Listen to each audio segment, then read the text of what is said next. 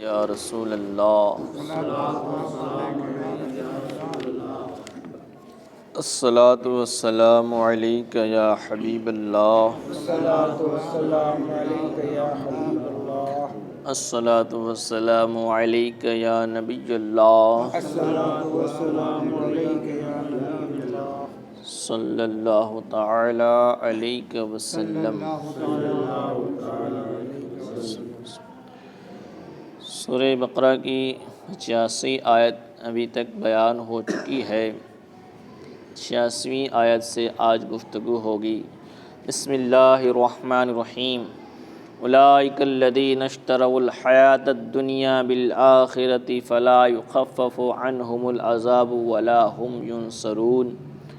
وَلَقَدْ آتَيْنَا مُوسَى الْكِتَابَ وَقَفَّيْنَا مِن بَعْدِهِ بِالرُّسُلِ وَآتَيْنَا عِيسَى ابْنَ مَرْيَمَ الْبَيِّنَاتِ وَأَيَّدْنَاهُ بِرُوحِ الْقُدُسِ أَفَكُلَّمَا جَاءَكُمْ رَسُولٌ بِمَا لَا تَهْوَىٰ أَنفُسُكُمُ اسْتَكْبَرْتُمْ فَفَرِيقًا كَذَّبْتُمْ وَفَرِيقًا تَقْتُلُونَ وَقَالُوا قُلُوبُنَا غُلْفٌ بَل لَّعَنَهُمُ اللَّهُ بِكُفْرِهِمْ فَقَلِيلًا مَّا يُؤْمِنُونَ وَلَمَّا جَاءَهُمْ كِتَابٌ مِّنْ عِندِ اللَّهِ مُصَدِّقٌ لِّمَا مَعَهُمْ وَكَانُوا مِن قَبْلُ يَسْتَفْتِحُونَ عَلَى الَّذِينَ كَفَرُوا فَلَمَّا جَاءَهُم مَّا عَرَفُوا كَفَرُوا بِهِ فَلَعْنَةُ اللَّهِ عَلَى الْكَافِرِينَ۔ یہ ہیں وہ لوگ جنہوں نے آخرت کے بدلے میں دنیا کی زندگی مول لی تو نہ ان پر سے عذاب ہلکا ہو اور نہ ان کی مدد کی جائے، اور بے شک ہم نے موسیٰ کو کتاب عطا کی اور اس کے بعد پے در پے رسول بھیجے، اور ہم نے عیسیٰ ابن مریم کو کھلی نشانیاں عطا فرمائیں اور پاک روح سے اس کی مدد کی۔ تو کیا جب تمہارے پاس کوئی رسول وہ لے کر آئے جو تمہارے نفس کی خواہش نہیں، تکبر کرتے ہو تو ان انبیاء میں ایک گروہ کو تم جھٹلاتے ہو اور دوسرے گروہ کو شہید کرتے ہو؟ اور یہودی بولے ہمارے دلوں پر پردے پڑے ہیں، بلکہ اللہ نے ان پر لعنت کی ان کے کفر کے سبب، تو ان میں تھوڑے ایمان لاتے ہیں، اور جب ان کے پاس اللہ کی وہ کتاب یعنی قرآن آئی جو اس کے ساتھ والی کتاب یعنی توریت کی تصدیق فرماتی ہے، اور اس سے پہلے وہ اسی نبی کے وسیلے سے کافروں پر فتح مانگتے تھے، تو جب تشریف لایا ان میں ان کے پاس وہ جانا پہچانا تو اس سے منکر ہو بیٹھے، تو اللہ کی لعنت ہے منکروں پر۔ اب جہاں سے اللہ تبارک و تعالیٰ نے ان لوگوں کا بیان فرمایا ہے جن لوگوں نے دنیا کی زندگی کو خرید لیا آخرت کے بدلے میں، تو ایسے لوگوں کے لیے اللہ فرماتا ہے کہ ان کے اوپر سے عذاب ہلکا نہیں ہوگا اور ان کی مدد بھی نہیں کی جائے گی۔ اور پھر اللہ فرماتا ہے کہ بے شک ہم نے حضرت موسیٰ کو کتاب عطا فرمائی۔ کون سی کتاب؟ اس کتاب سے توریت مراد ہے، یعنی ہم نے حضرت موسیٰ کو کتاب توریت عطا فرمائی، جس میں توریت کتاب میں جس میں اللہ تعالیٰ کے تمام عہد مذکور تھے، تمام اللہ تعالیٰ کے وعدے اندر موجود تھے، اور سب سے اہم عہد یہ تھے، سب سے اہم وعدہ یہ تھا کہ ہر زمانے کے پیغمبروں کی اطاعت کرنا، ان پر ایمان لانا، ان کی تعظیم و توقیر کرنا۔ توریت میں اللہ نے کیا وعدہ لیا تھا بنی اسرائیل سے؟ کہ ہر زمانے کے نبی کی بات ماننا، ان کی تعظیم کرنا، ان کے بتائے ہوئے راستے پر چلنا۔ تو یہ اللہ نے کتاب میں تلقین فرمائی تھی اور فرمایا تھا کہ بے شک ہم نے موسیٰ کو کتاب عطا کی اور اس کے بعد ہم نے پے در پے رسول بھی بھیجے۔ حضرت موسیٰ علیہ السلام کے حضرت عیسیٰ علیہ السلام موسیٰ علیہ السلام کے بعد پے در پے یعنی یکے بعد دیگرے ہم رسول بھیجتے رہے، اور اس کے بعد پے در پے ہم نے رسول بھیجے۔ حضرت موسیٰ علیہ السلام کے زمانے سے حضرت عیسیٰ علیہ السلام کے زمانے تک متواتر انبیاء آتے رہے، یعنی ایک کے بعد دیگر، ایک نبی جاتا دوسرا آ جاتا، ایک جاتا دوسرا آ جاتا، اور یہاں تک کہ ان نبیوں کی تعداد 4000 بیان کی گئی ہے۔ حضرت موسیٰ علیہ السلام اور حضرت عیسیٰ علیہ السلام کے بیچ کا جو زمانہ ہے، اس کے بارے میں بیان کیا جاتا ہے کہ تقریباً 4000 انبیاء کرام، کتنے ٹائم کا تھا یہ 500 تقریباً 500-600 سال کا، یہ تو اس میں اتنے سارے 4000 انبیاء کرام آئے۔ تو اتنے سارے نبی آتے رہے، اللہ نے فرمایا تھا کہ ہر نبی کی بات کو تمہیں ماننا ہے توریت میں، اور پھر حضرت موسیٰ علیہ السلام کے بعد نبی آتے رہے۔ یہ سب حضرات، یہ جو نبی آتے تھے 4000 تقریباً، تو یہ حضرات شریعت موسوی کے محافظ اور اس کے احکام جاری کرنے والے تھے۔ حضرت موسیٰ علیہ السلام کے بعد جو نبی آتے رہے، ان کا کام کیا تھا؟ حضرت موسیٰ علیہ السلام کے مشن کو آگے بڑھانا۔ حضرت موسیٰ علیہ السلام جو باتیں بتا کر کے گئے اور جو ان کی کتاب توریت میں بیان کی گئی، انہی باتوں کو لوگوں تک پہنچانا، یہ ان کے بعد والے نبیوں کا یہ کام تھا۔ چونکہ خاتم الانبیاء کے بعد نبوت کسی کو نہیں مل سکتی۔ حضرت موسیٰ علیہ السلام کے بعد تو نبی آتے رہے، لیکن حضور کے بعد اب کوئی نبی نہیں آ سکتا۔ تو اس لیے شریعت محمدیہ کی حفاظت اور اشاعت کی خدمت ربانی علماء اور مجددین ملت کو عطا ہوئی۔ حضرت موسیٰ علیہ السلام کے جانے کے بعد اللہ نے نبیوں کو بھیجا کہ حضرت موسیٰ علیہ السلام کی باتوں کو، تعلیمات کو، اللہ کے پیغام کو عام کریں، لوگوں تک پہنچائیں۔ لیکن حضور کے بعد تو کوئی نبی آ نہیں سکتا، حضور تو آخری نبی ہیں، تو اب حضور کے پیغام کو کون پہنچائے؟ حضور کے پیغام کو کون پہنچائے؟ تو فرماتے یہ کام علماء ربانین کا ہے، جو متقی اور پرہیزگار علماء ہیں، اور مجددین کا ہے، جو 100 برس میں ایک مرتبہ ایک مجدد ہوتا ہے، یعنی ہر صدی کے اندر کیا ہوتا ہے؟ ایک مجدد کم سے کم ہوتا، کئی بھی ہو سکتے ہیں، اور ایک ہوتا۔ وہ کیا کرتا ہے؟ دین کی تجدید کرتا ہے، یعنی دین میں جو مسائل میں جو لوگ الجھ جاتے ہیں اس کا وہ صحیح سولوشن پیش کرتا ہے، صحیح ظاہر اس لوگوں کے سامنے کرتا ہے، مسئلے کی وضاحت کرتا ہے۔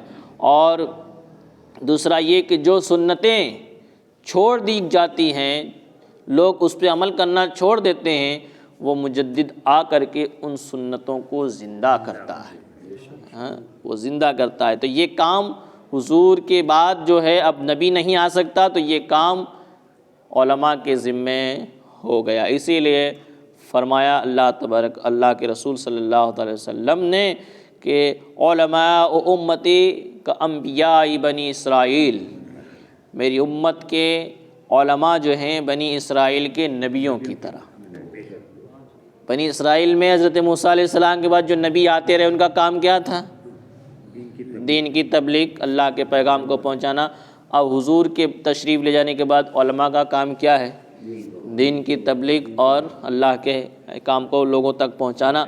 تو نبیوں کے، بنی اسرائیل کے نبیوں کی طرح، نبی نہیں ہے، نبیوں کی طرح ہیں، یعنی جو کام وہ کرتے تھے وہی کام جو ہے علماء ربانیین کرتے ہیں۔ اور جو حقیقی علماء ہیں ان کے بارے میں تو اللہ نے کلام میں فرمایا انما یخشی اللہ من عبادہ العلماء، بے شک اللہ سے جو حقیقت میں ڈرنے والے ہیں وہ علماء ہیں، وہ کیا ہے؟ علم والے ہیں۔ تو حضرت موسیٰ علیہ السلام کے بعد تقریباً 4000 انبیاء آتے رہے، حضرت موسیٰ علیہ السلام کی شریعت کے محافظ تھے، اور حضور کے بعد اب کوئی نبی نہیں آ سکتا، تو یہ کام علماء ربانیین کو دے دیا گیا ہے۔ اور پھر اللہ نے فرمایا وَأَيَّدْنَاهُ بِرُوحِ الْقُدُسِ، ہم نے عیسیٰ ابن مریم کو کھلی نشانیاں عطا فرمائیں اور پاک روح سے ان کی مدد کی۔ پاک روح کون ہے؟ حضرت جبرائیل علیہ السلام، انہیں روح قدس کہا جاتا ہے۔ تو حضرت مریم علیہ السلام، عیسیٰ ابن مریم یعنی حضرت موسیٰ علیہ السلام، حضرت عیسیٰ علیہ السلام کو ہم نے نشانیاں عطا کی۔ وہ نشانیاں کیا تھیں؟ ان نشانیوں میں سے حضرت عیسیٰ علیہ السلام کے معجزات مراد ہیں۔ حضرت عیسیٰ علیہ السلام کے جو معجزات تھے وہ معجزے مراد ہیں۔ وہ معجزے کیا تھے؟ کہ حضرت عیسیٰ علیہ السلام کو اللہ نے یہ معجزہ عطا فرمائے تھے کہ آپ مردے کو زندہ فرما دیتے، اندھے کو اچھا کر دیتے، برس والے کو ابھی اچھا کر دیتے، کوڑ کمر جس کو ہو جاتا ہے، سفید داغ پڑ جاتے ہیں یا لکوہ مار جائے تو اس کو بھی آپ اچھا فرما دیتے تھے۔ اور حضرت عیسیٰ علیہ السلام مٹی کا پرندہ بنا کر اس میں اس کو قم کھڑا ہو جاتا، وہ اس میں روح آ جاتی تھی۔ وہ تو حضرت عیسیٰ علیہ السلام کے کیا تھے؟ معجزات تھے۔ تو اللہ نے فرمایا وَآتَيْنَا عِيسَى ابْنَ مَرْيَمَ الْبَيِّنَاتِ، ہم نے عیسیٰ ابن مریم کو کھلی نشانیاں عطا فرمائی، یعنی ایسے ایسے معجزات عطا فرمائے۔ وَأَيَّدْنَاهُ بِرُوحِ الْقُدُسِ، اور پاک روح سے ان کی مدد کی۔ پاک روح، تو یہ روح قدس سے حضرت جبرائیل علیہ السلام مراد ہیں۔ روحانی ہیں، وحی لاتے ہیں۔ حضرت جبرائیل علیہ السلام کیا ہیں؟ روحانی ہیں اور وحی لاتے ہیں، جس سے قلوب کی حیات ہے۔ وحی سے دل کیا ہو جاتے ہیں؟ زندہ ہو جاتے ہیں۔ وہ حضرت عیسیٰ علیہ السلام کے ساتھ رہنے پر مامور تھے۔ حضرت عیسیٰ علیہ السلام کے زمانے میں حضرت جبرائیل علیہ السلام کا کام کیا تھا کہ حضرت عیسیٰ علیہ السلام کے ساتھ رہیں۔ اور حضرت عیسیٰ علیہ السلام کی جب عمر 33 برس کی ہوئی، 33 برس کی جب ان کی عمر ہوئی تو ان کو آسمان پر اٹھا لیا گیا۔ حضرت عیسیٰ علیہ السلام کو آسمان پر اٹھا لیا گیا۔ اس وقت تک حضرت جبرائیل علیہ السلام سفر حضر میں کبھی بھی آپ سے جدا نہ ہوئے۔ 33 سال تک جب حضرت عیسیٰ علیہ السلام ان کو آسمان پر اٹھایا گیا، اس وقت تک حضرت جبرائیل علیہ السلام ہر وقت حضرت عیسیٰ علیہ السلام کے ساتھ رہتے تھے، ہر وقت حضرت عیسیٰ علیہ السلام کے ساتھ رہتے تھے۔ اسی کو اللہ نے فرمایا وَأَيَّدْنَاهُ بِرُوحِ الْقُدُسِ، اور پاک روح سے ہم نے اس کی مدد کی، اس کی حضرت عیسیٰ علیہ السلام کی۔ تو سفر و حضر میں بھی کبھی بھی آپ سے جدا نہیں ہوئے۔ اور تائید روح القدس حضرت عیسیٰ علیہ السلام کی جلیل فضیلت ہے، یعنی بہت عظیم فضیلت ہے۔ حضرت جبرائیل علیہ السلام کی جسے رفاقت ملی ہو، یعنی مدد ملی ہو، تو کہتے ہیں یہ بہت بڑی فضیلت ہے۔ اور حضور اکرم صلی اللہ تعالی وسلم کے صدقے میں حضور کے بعض امتیوں کو بھی تائید روح القدس حاصل ہے، میسر ہوئی ہے۔ صحیح بخاری وغیرہ میں ہے کہ حضرت حسان رضی اللہ تعالیٰ عنہ کے لیے ممبر بچھایا جاتا۔ حضرت حسان کون ہیں؟ حضور کے نعت پڑھنے والے۔ جب حضرت حسان نعت پڑھتے تھے تو حضور اپنی چادر مبارک بھی بچھا دیتے تھے اور اس پر کھڑے ہو کر کے حضرت حسان جو ہے نعت پڑھا کرتے تھے، اور حضور ان کی نعت کو سنتے تھے۔ تو یہ نعت جو پڑھتے ہیں، سنتے ہیں، اس کی یہ کیا دلیل ہے کہ نعت پڑھنا حضرت حسان کی سنت ہے اور نعت سننا رسول اللہ کی سنت ہے۔ تو حضرت حسان رضی اللہ تعالیٰ عنہ کے لیے ممبر بچھایا جاتا تھا، وہ نعت شریف پڑھتے تو حضور ان کے لیے دعا فرماتے۔ کیا فرماتے؟ اللہم ایدہ بروح القدس، اے اللہ اس کی روح قدس سے مدد فرما، حضرت جبریل کے ذریعے سے اس کی مدد فرما۔ تو حضور کے صدقے میں حضور کے امتیوں کو بھی یہ کیا ہے فضیلت حاصل ہے۔ اور پھر اللہ تبارک و تعالیٰ نے فرمایا کہ اس کی مدد کی، مدد کیا ہے؟ کہتے ہیں پھر بھی اے یہود تمہاری سرکشی میں فرق نہ آیا، ہم نے حضرت عیسیٰ علیہ السلام کی روح قدس سے مدد کی اور پھر بھی تمہاری آنکھیں نہیں کھلی کہ یہ اللہ کے کتنے عظیم پیغمبر ہیں حضرت عیسیٰ علیہ السلام، اور پھر بھی تم ان کے قتل کے در پہ ہو گئے۔ حضرت عیسیٰ علیہ السلام کو قتل کرنے کے لیے یہ لوگ تیار ہو گئے۔ اب جس روم میں حضرت عیسیٰ علیہ السلام گئے تو ان کے لوگوں نے کہا کہ ان کو قتل کر دیں، لیکن ایک آدمی اس میں دیکھنے کے لیے جو گیا تھا، ایک آدمی جو اس میں دیکھنے کے لگا کہ ابھی تک نکلے کہ نہیں یا کہاں چلے گئے، تو جب وہ گیا تو حضرت عیسیٰ کی شکل اس کو دے دی گئی اور حضرت عیسیٰ علیہ السلام کو آسمان میں اٹھا لیا گیا۔ تو جب وہ لوگ آئے تو کس کو قتل کیا؟ اس آدمی کو قتل کیا جس کو حضرت عیسیٰ کی شکل دے دی گئی تھی، جس کو اللہ نے کلام پاک میں فرمایا کہ حضرت عیسیٰ علیہ السلام کو قتل نہیں کیا گیا، ولیکن شبہ لہ، لیکن ان کا مشابہ بنا دیا گیا، ان کا مشابہ۔ حضرت عیسیٰ کو کسی نے قتل نہیں کیا۔ یہ یہودیوں کا عقیدہ ہے کہ انہوں نے کیا کہتے ہیں کہ حضرت عیسیٰ علیہ السلام قتل ہو گئے، لیکن ایسا نہیں، حضرت عیسیٰ علیہ السلام کو آسمانوں پر اٹھا لیا گیا۔ اور پھر اللہ تبارک و تعالیٰ نے فرمایا کہ تو کیا جب تمہارے پاس کوئی رسول وہ لے کر کے آئے جو تمہارے نفس کی خواہش نہیں، یعنی رسول وہ باتیں تم کو بتائیں جو تمہارا دل نہیں چاہتا، ایسا کہ آج کل ہوتا شریعت کی بات بتاؤ تو کہتے ہیں نہیں یہ ایسا نہیں، ایسا ہونا چاہیے، تو طبیعت کو شریعت میں ڈالنا چاہتے ہیں، ایسا نہیں ہو چاہنا، شریعت کو طبیعت میں ڈالنا ہے۔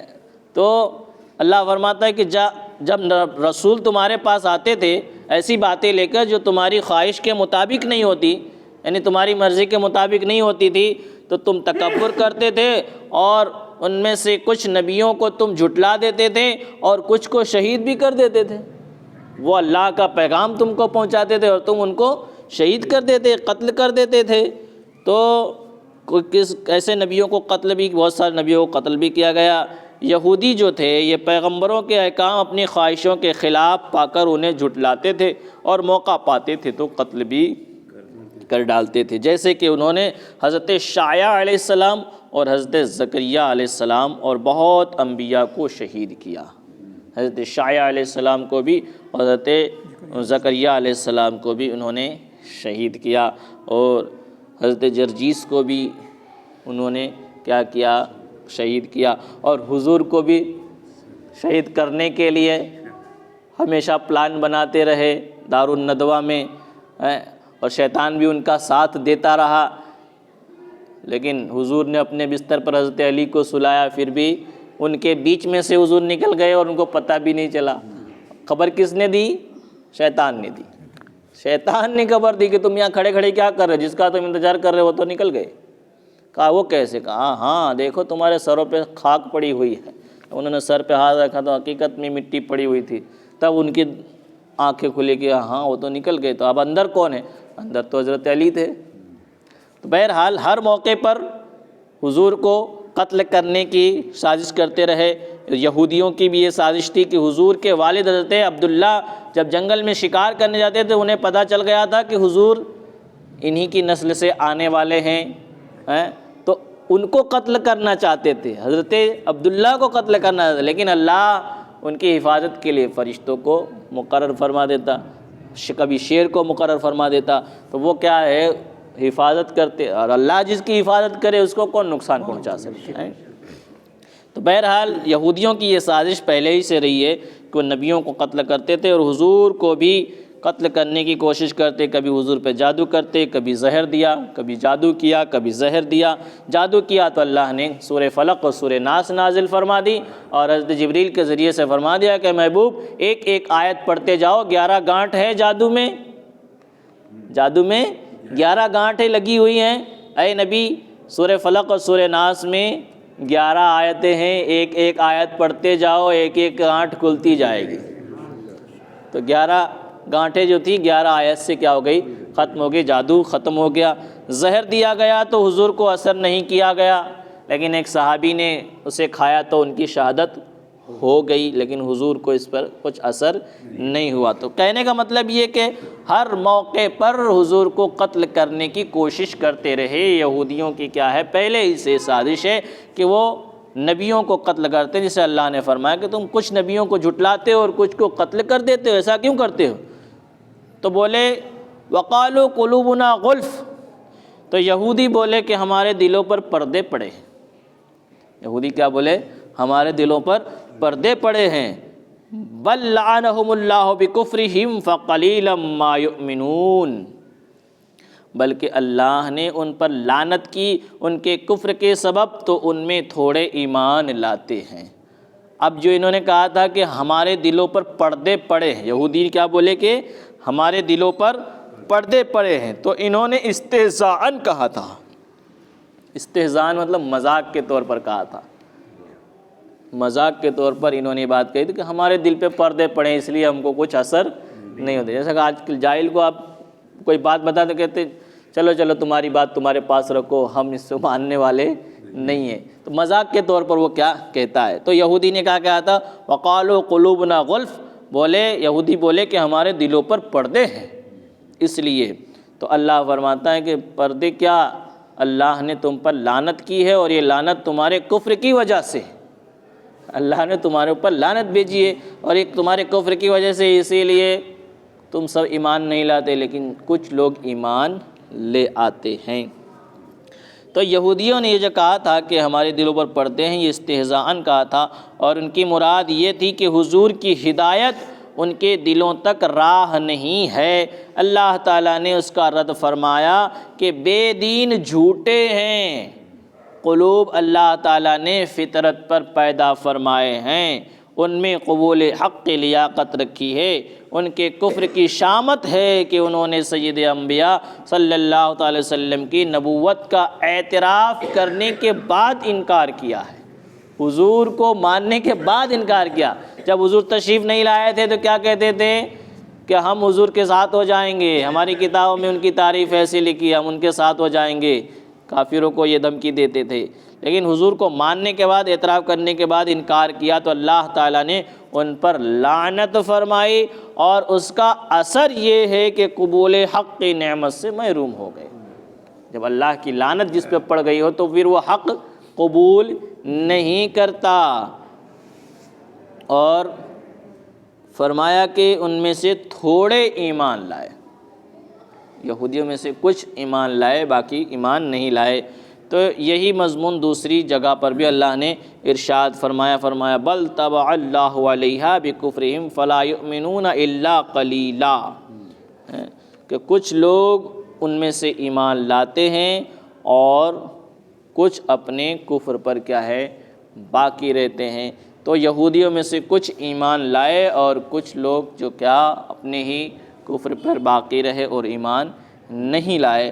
کہنے کا مطلب یہ کہ اللہ نے پچھلی نشانیوں کو بھی ان کے سامنے ظاہر کر کے بتایا کہ ایسا ایسا ہوا ہے، ایسے ایسے ہم نے نبیوں کو بھیجا، ایسے ایسے انہیں اختیارات دیے، لیکن ان کی قوم نے ان کی باتوں کو نہیں مانا تو خسارے میں ہو گئے۔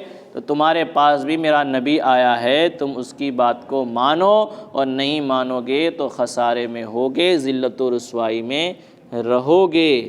اور حضور کے دامن سے جو وابستہ ہو گیا وہ کامیاب ہو گیا، اور جس نے آپ کے دامن سے چھٹکارا حاصل کیا تو وہ ناکام ہو گیا۔ جو تیرے در سے یار پھرتے ہیں در بدر یوں ہی خار پھرتے ہیں، یعنی حضور کے در سے جو بھاگتا ہے تو پھر دنیا کے در در میں وہ ٹھوکریں کھاتا پھرتا ہے اور ذلیل و رسوا ہو جاتا ہے۔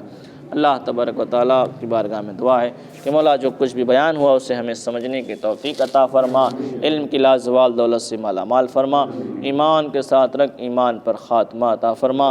اللہم ربنا تقبل منا انک انت السمیع العلیم وتب علینا انک انت التواب الرحیم برحمتک یا ارحم۔